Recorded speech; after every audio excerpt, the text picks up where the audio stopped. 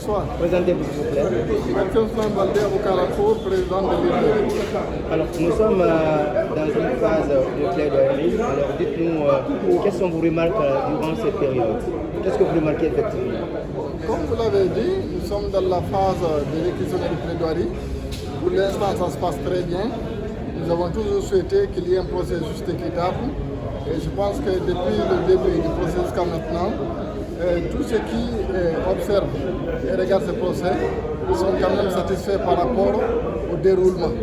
Les avocats de la partie civile ont plaidé, le ministère public a pris ses réquisitions et maintenant c'est au tour des avocats de la défense de faire les plaidoiries. Et je pense qu'à l'issue de ce procès, ça nous aura quand même servi d'école au-delà des sentences qui vont être prises par le tribunal. Alors maître, dites-nous quelles sont vos appréciations concernant, n'est-ce pas, les acquisitions de la part du ministère public, également de la partie civile. Comme vous savez, chaque partie est dans ce rôle. Le ministère public est là pour veiller à ce que les personnes qui sont en conflit avec la loi puissent répondre de leurs actes. Il y a eu des réquisitions qui ont été prises par le ministère public en estimant que les accusés doivent être condamnés à de telles peines. La défense est en train de prendre ses plaidoiries. C'est à l'issue des plaidoiries des uns et des autres que le tribunal pourra se faire son idée et prendre la décision qui s'impose. Et je pense qu'il faut vraiment saluer le déroulement du procès jusqu'à maintenant, puisqu'il y a beaucoup de gens qui étaient très réticents par rapport à la capacité de la Guinée d'organiser un tel procès. Donc c'est quelque chose qu'il faut, à mon avis, saluer.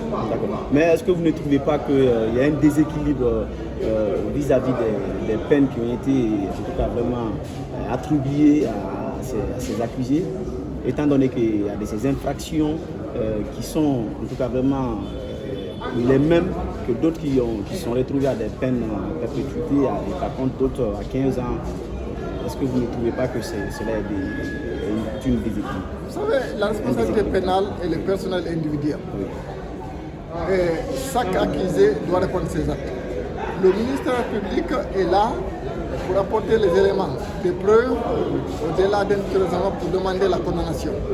Nous ne sommes pas dans une situation dans laquelle on demande à ce que tous les accusés soient condamnés de la même peine.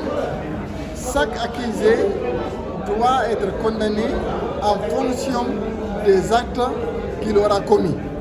Vous ne pouvez pas, quelqu'un qui a commis des atrocités est indescriptible, quelqu'un qui n'a jamais eu aucun remords, que cette personne-là soit condamnée de la même manière qu'un autre qui aurait pu commettre des actes de moindre gravité.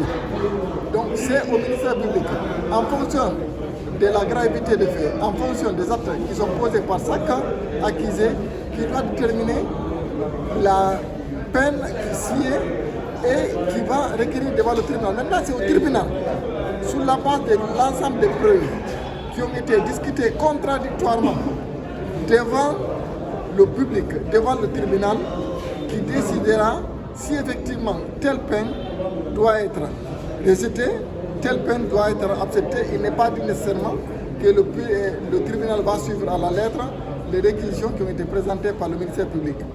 Mais c'est les magistrats qui sont en charge de prendre la décision dans leur ultime condition qui vont déterminer en fonction, je me répète, de la situation ici au niveau de chaque accusé, de décider quelle peine et surtout quelle sûreté va être prise à l'encontre de tel ou de tel accusé.